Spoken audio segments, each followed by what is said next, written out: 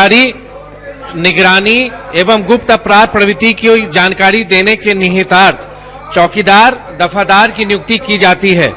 उनके कमजोर आर्थिक स्थिति एवं दक्ष कार्य प्रणाली को देखते हुए पूर्ववर्ती सरकार ने इन्हें चतुर्थ वर्गीय सरकारी कर्मचारी का दर्जा देकर सराहनीय कार्य किया है।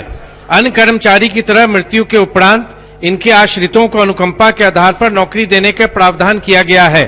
अक्सर ऐसा देखा गया है कि चौकीदार दफादार के आश्रितों के आवेदन बहुत दिनों तक साल दर साल लंबित रखे जाने की प्रवृत्ति प्रायः हर जिला में देखने को मिलती है। समय पर अनुकंपा आधारित आश्रितों की नियुक्ति न होने से गांव असुरक्षित सा लगता है। सरकार द्वारा इनकी नियुक्ति समय सीमा के अंदर करने के लिए समुचित प्रावधान करना आवश्यक है। अतः चौकीदार दफादार के आश्रितों को अनुकंपा के आधार पर नियुक्ति नियत समय पर करने हेतु मैं सदन के माध्यम से सरकार का ध्यान आकृष्ट करता हूं। तो मैं आपके माध्यम से सदन में मैंने लाया है। माननीय मंत्री जी ने स्वीकार भी किया है कि चौकीदारों के लिए दो विषय हैं और मुझको लगता है प्राय माननीय सदस्यों को भी जानकारी होगी।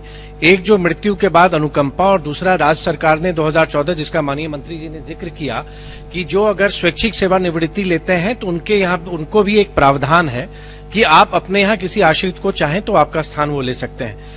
मेरे पास बहुत सारे उदाहरण ऐसे आए हैं जो मधुबनी जिला के हैं जिनमें ये देखा गया है कि एक लंबी अवधि बीत जाने के बाद भी क्योंकि जो प्रक्रिया है जैसे जिला में अनुकंपा समिति की बैठक होनी है जो जिलाधिकारी की अध्यक्षता में होती है वो बैठक होती नहीं रहती है। बहुत बार ये भी देखा गया है बैठक हुई लेकिन प्रोसीडिंग पर सिग्नेचर नहीं हुआ, जिलाधिकारी का कहीं ट्रांसफर हो गया।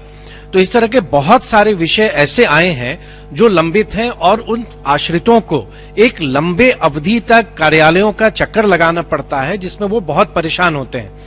साथ ही मैं आपके माध्यम से माननीय सरकार से यही आग्रह करना चाहता हूं अध्यक्ष महोदय कि ये भी देखा गया है कि अनुकंपा समिति की जब बैठक जिला में होती है या जब आप स्वैच्छिक सेवानिवृत्ति के विषयों पर जब आप निर्णय लेते हैं छोटे छोटे कारणों के कारण भी ऐसे आवेदन को रद्द किए गए हैं।